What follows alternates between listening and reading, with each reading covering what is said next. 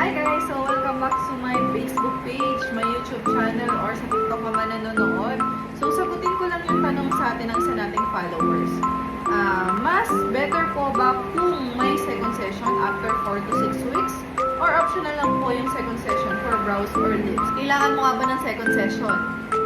Yung second session after 4 to 6 weeks, usually recommended talaga para mas tumagal at pulido ang maging resulta. Kung mapapansin nyo, sa yield result ng per session nyo, may part na lighten, may part na darken, kaya hindi siya mukhang pantay.